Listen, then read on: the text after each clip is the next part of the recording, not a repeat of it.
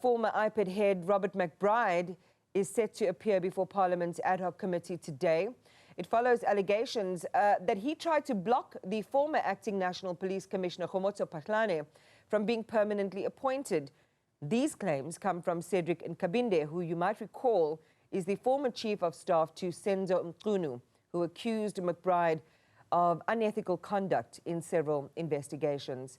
Just last week, Phahlane told the committee that it was McBride who allegedly used private investigator Paul O'Sullivan and journalists to fabricate malicious claims against him and his family. Our Zoleka Qodashe has been keeping a close watch on these proceedings and joins us now live from Parliament. Zoleka, good morning. And the hits keep coming. We're hearing from really important figures central to the swirl of allegations that have been made by Nhlanhla Mkhwanazi and the investigations that flow from those allegations. So today, it is going to be another important day to pay attention to insofar as expected testimony from Robert McBride. Good morning.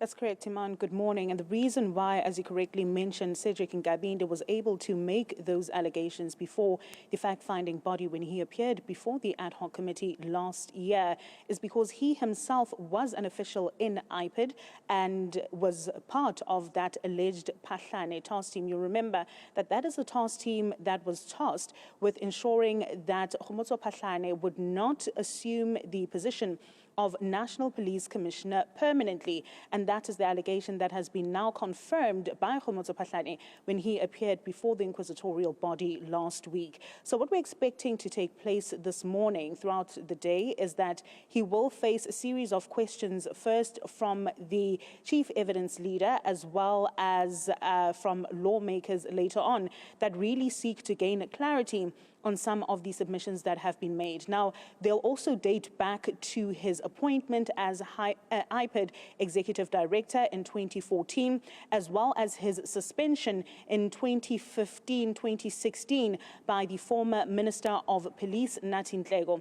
This will be an important one because you remember, Iman, there was a unanimous Constitutional Court judgment that essentially invalidated some provisions of the IPID Act, saying that the minister could not have all the power or unilateral power to suspend, discipline, as well as remove the head of IPID, because that would make way for political interference in the work of IPID. So that decision by Nathi Nhleko was set aside and invalidated by the Apex Court, and the Apex Court also giving Parliament about 24 months to remedy the defects of that particular statute. So that is also a matter that we expect will be asked by parliamentarians as well as evidence leaders as they also look back at Robert McBride's history, how he came to be suspended, but also how he was removed, or rather when his term ended, why it was not renewed by then Minister of Police, because you remember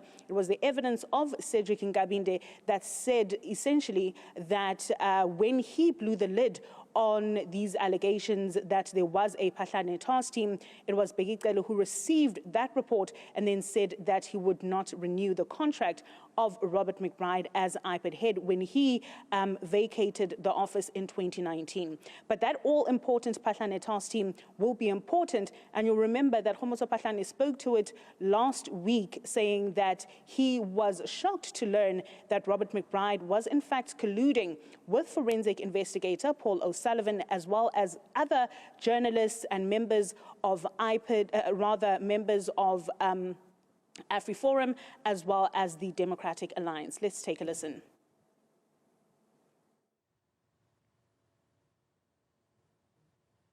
All right, Zoleka, we don't actually have that bite available, but we know these proceedings get underway later this morning, and there is still a great deal of public interest in this. We know, alongside this as well as the restart of the resumption of the Madlanga Commission of Inquiry around the 26th of this month, and these are twinned processes that allow us to get the information the public needs to get to the bottom of these allegations of police corruption. So, Qodashe, thank you very much. More from you a little bit later on.